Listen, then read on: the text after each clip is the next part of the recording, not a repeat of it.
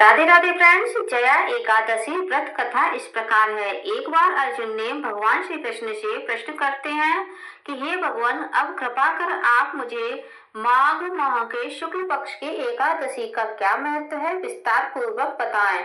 माघ शुक्ल पक्ष की एकादशी में किस देवता की पूजा करनी चाहिए तथा इस एकादशी व्रत की कथा क्या है, उसके करने से किस फल की प्राप्ति होती है, शीघ्र ही बताएं। भगवान श्री कृष्ण कहते हैं, हे अर्जुन, माघ माह के शुक्ल पक्ष की एकादशी को जया एकादशी कहते हैं। इस दिन उपवास रखने से मनुष्य भूत प्रेत पिशाच आदि की योनि से छुटकारा मिल जाता है। अतः इस दिन विधि पूर्वक उपवास व्रत करना चाहिए। हे अर्जुन, मैं अब तुमसे जया एकादशी व्रत की कथा कहता हूँ, ध्यान पूर्वक श्रवण करो। एक समय की बात है, नंदन वन में उत्सव का आयोजन हो रहा था। देवता ऋषि मुनि सभी उस उत्सव में मौजूद थे। उस समय गंधर्व गा रहे थे तथा गंधर्व कन्याएं नृत्य कर रही थी। इन्हीं गंधर्वों में एक माल्यवान नाम का गंधर्व भी था जो बहुत सुरीला गाता था।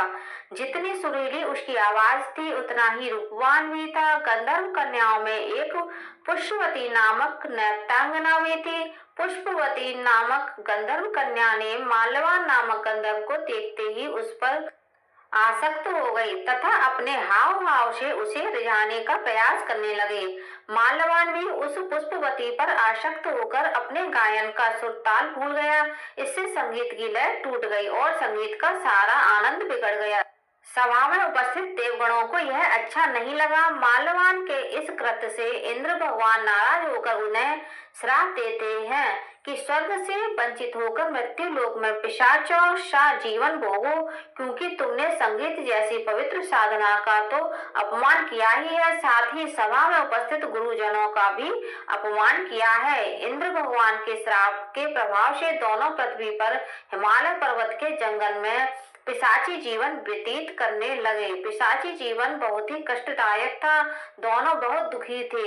एक बार माघ के शुक्ल पक्ष की जया एकादशी के दिन संयोगवश दोनों ने कुछ भी भोजन नहीं किया और न ही कोई पाप कर्म किया। उस दिन मात्र फल फूल खाकर ही पूरा दिन व्यतीत किया।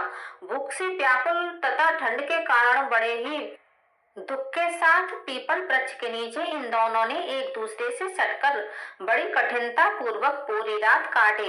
पूरी रात अपने द्वारा किए गए कृत्य पर पश्चाताप भी करते रहे और भविष्य में इस प्रकार के भूल ना करने की भी ठान लिया तथा सुबह होते ही दोनों की मृत्यु हो गई। अनजाने में ही सही उन्होंने एकादशी का उपवास किया था। भगवान के नाम का जागरण भी हो चुका था। परिणाम स्वरूप प्रभु की कृपा से इनकी पिशाच योनि से मुक्ति हो गई और पुनः अपनी अत्यंत सुंदर अप्सरा और गंधर्व की देह धारण करके तथा सुंदर वस्त्रों तथा आभूषणों से अलंकृत होकर दोनों स्वर्ग लोक को चले गए। देवराज इंद्र उन्हें स्वर्ग में देखकर आश्चर्यचकित हुए और पूछा कि वे श्राप से कैसे मुक्त हुए। तब उन्होंने बताया कि भगवान विष्णु की उन पर कृपा हुई है। हमसे अनजाने में माघ शुक्ल एकादशी की यानी जया एकादशी का उपवास हो गया, जिसके प्रताप से भगवान विष्णु ने हमें पिशाची जीवन से मुक्त किया। इस प्रकार सभी ने जया एकादशी व्रत के महत्व को जाना। इस प्रकार स्पष्ट है कि विधि पूर्वक जया एकादशी का व्रत करने से भक्त को पूर्व में किए गए पाप कर्मों से मुक्ति मिलती है। फ्रेंड्स, आप लोगों को मेरा ये वीडियो कैसा लगा कमेंट करके जरूर बताइएगा और आप मेरे चैनल पर पहली बार आए हैं तो प्लीज चैनल को सब्सक्राइब कर लीजिए, वीडियो को लाइक कीजिए, ज्यादा से ज्यादा शेयर कीजिए, साथ ही बेल आइकन को प्रेस कर दीजिए ताकि हमारे आने वाली सारी वीडियो को नोटिफिकेशन आप लोगों को टाइम से मिल सके। फ्रेंड्स, कमेंट बॉक्स में विष्णु भगवान की जय जरूर लिखिएगा। धन्यवाद फ्रेंड्स। ओम नमो भगवते वासुदेवाय नमः।